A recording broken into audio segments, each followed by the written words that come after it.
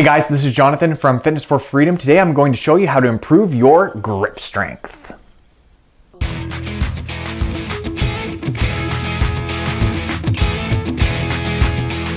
Grip strength is really important. If you're someone who has to tie a knot really tight with a big rope, or if you have to carry something that has big handles or little handles or awkwardly shaped handles, then grip strength can be the difference between you being able to tie that tight knot or lift that object and not being able to do it. So there's a few different ways that you can strength train your grip or improve your grip strength.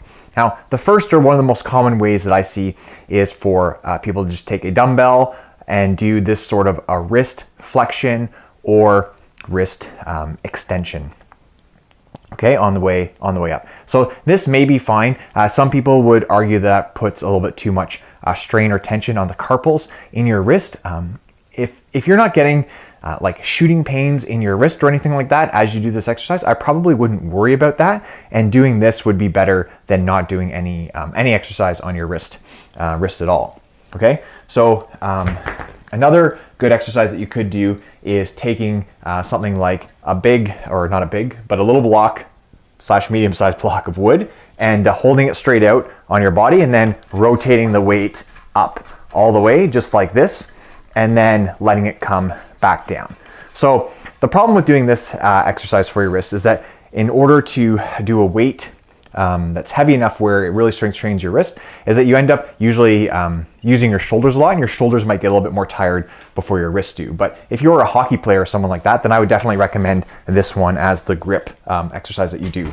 But if we're going to be a little bit more practical, like let's say you're a grown adult and you work in an office or something like that, then really the most convenient or easiest way would be to get something like a grip strength or a lacrosse ball. And all you do is you squeeze this can be a lacrosse ball, it could be a tennis ball, it could be any kind, it could be one of those tensor squishy balls, although I find those tend to be a little bit overpriced. You just need something that you can sort of squish into. You don't have to be able to squish your hand all the way in, you just have to be able to, it has to be hard enough that you can flex your hand, and even that isometric contraction will be enough to make a big difference, okay?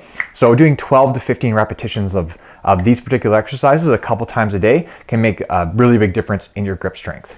Now, another way that you can improve your grip strength that I find is actually overlooked is doing it in a gym as a secondary component to other exercises that you're doing. So let's say you're doing a farmer's walk like we have shown below, or you're doing deadlifts or something like that, then just holding on to those heavy weights can be really good for your grip strength. Now here I have some straps, and what a lot of people will do is they'll put these straps on, and then they'll wrap it around the heavy weight if they're doing a farmer's walk or a deadlift, and then they'll hold on to the strap. And that can make it a lot easier for you to grip the weight.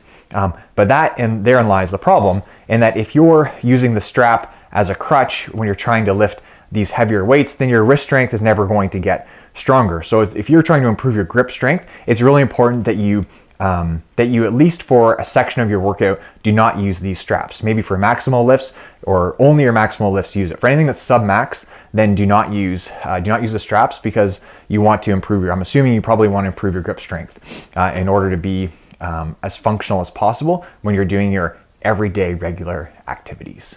If you found this video useful, please subscribe to our YouTube channel, because we deliver content just like it every week. If you have any comments or questions about grip strength, please leave them in the box below. Take care, and we'll talk to you next time.